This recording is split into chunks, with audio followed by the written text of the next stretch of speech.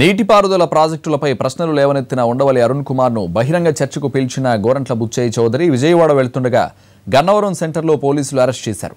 బహిరంగ చర్చకు సిద్ధమన్న గోరంట్ల ఈ ఉదయం రాజమహేంద్రవరం అనుచర నేతలు కార్యకర్తలతో కలిసి విజయవాడ బయలుదేరారు. అయితే చర్చకు అనుమతి లేదని ఫ్యాక్స్ ద్వారా తెలియజేసిన పోలీసులు మార్గమధ్యంలోనే గోరంట్లను అడ్డుకుని విజయవాడలోని పార్టీ కార్యాలయానికి పంపారు.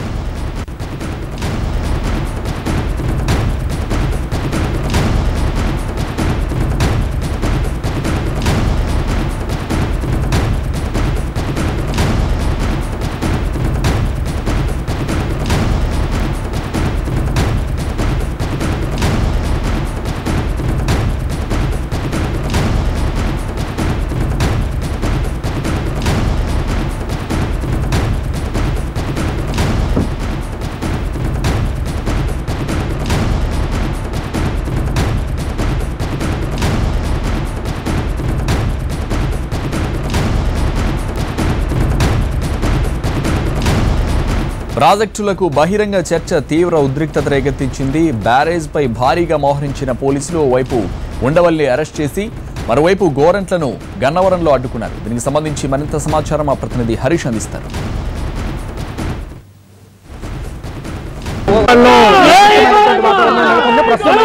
కొంత రైతు సంఘానికి సంబంధించినటువంటి నాయకులందరూ కూడా ఆందోళన చేస్తున్నారు. ప్రస్తుతం నడి రోడ్డు మీద గోరంట్ల బుచ్చయ్య చౌదరి ఆగిపోయినట్టు టీడీపీకి సంబంధించినటువంటి నేత ప్రస్తుతం విజయవాడలో నడి రోడ్డు మీద హైవే మీద పోలీసులు ఆపేసినటువంటి పరిస్థితి.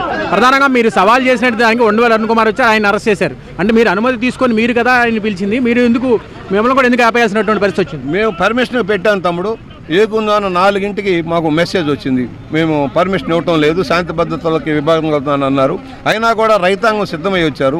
మేము క్యాపిటల్కి వెళ్తాము, ఎందుకంటే రైతులంతా రెడీ అయి ఉన్నారు. ఎందుకంటే నష్టపోయింది జాతికి మేలు జరిగింది పట్టిసీమ వల్ల. మాకు ఇంత న్యాయం జరిగితే ఇలా మాట్లాడటం అన్యాయం చెప్పడం కోసం వాళ్ళంతా వచ్చారు. ఇవాళ చూస్తూ ఉన్నారు, కృష్ణా నడిబొడ్డున ఉన్నాం మనం. కృష్ణాలో ఎప్పుడైనా అక్టోబర్ లోపల నాట్లు పోసుకొని నాట్లు వేసిన చరిత్ర ఉందా?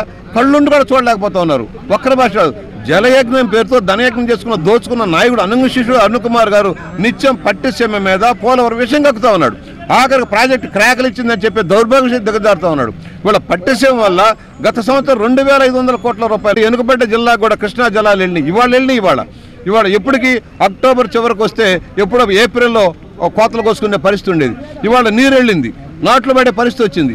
దాన్ని చూడటం అందుకని చర్చించాలని చెప్పాను. సరే ప్రభుత్వం ఇప్పుడు వచ్చారు, అరుణ్ కుమార్ వచ్చారు, ఆయన కూడా అక్కడ అరెస్ట్ చేశారు, మిమ్మల్ని కూడా ఇక్కడ ఆపేశారు. ఇంతటితో ఇది అయిపోయినట్టేనా? దీనికి కంటిన్యూ అయ్యేటువంటి లెటర్స్ ఉన్నాయి, బోర్డు ఫోరమ్స్ ఉన్నాయి, లెటర్స్ డిస్కస్. నేను కూడా ప్రెస్ మీట్ పెడతాను, సబ్జెక్ట్ అంతా చెబుతాను, విడమర్చి చెబుతాను, లాభం ఏం జరిగిందో, దీనివల్ల రాబోయే పరిణామాలు ఏంటో, ఇందువల్ల పట్టిసీమ కట్టడం జరిగిందో కూడా వివరాలు చెప్పడానికి సిద్ధంగా ఉన్నాను. దోపిడీ చేసిన నాయకుడు తరఫున ఆయన మాట్లాడుతూ ఉన్నాడు.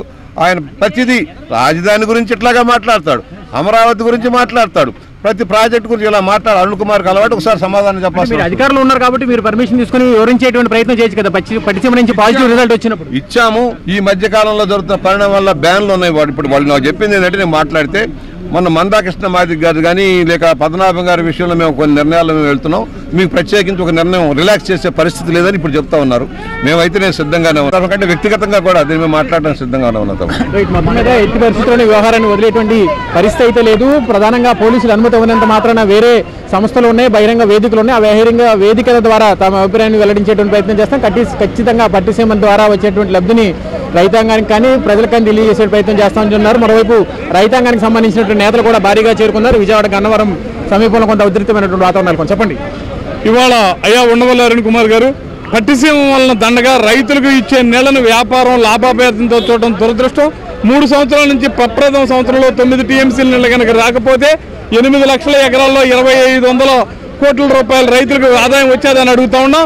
2వ సంవత్సరంలో 55 టీఎంసీల నీళ్ళని తీసుకొచ్చి 5500 కోట్ల రూపాయలు లేకపోతే ఇవాళ రైతాంగం అంతా కూడా మొత్తం మీద పోలీసులు కూడా వాళ్ళందరూ కూడా అదుపులోకి తీసుకుంటున్నటువంటి పరిస్థితి కనిపిస్తుంది. ఇంకోవైపు బుచ్చయ్య చౌదరిని కూడా నది రోడ్డు మీద ఆపేసినటువంటి నేపథ్యంలో కొంత ఉద్రిక్తమైనటువంటి వాతావరణం విజయవాడ హైవే జాతీయ రహదారి మీద కనిపిస్తుంది. కెమెరా పర్సన్ మేరాతో హరీష్ ఎన్టీవీ, విజయవాడ.